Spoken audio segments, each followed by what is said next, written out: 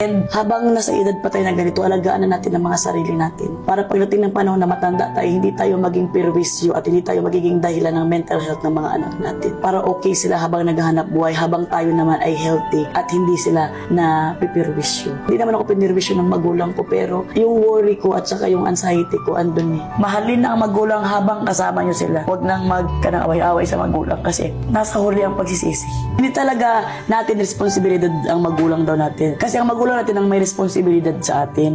Pero ikaw bilang anak, matuto ka naman din magkaroon ng kuwan sa parents mo.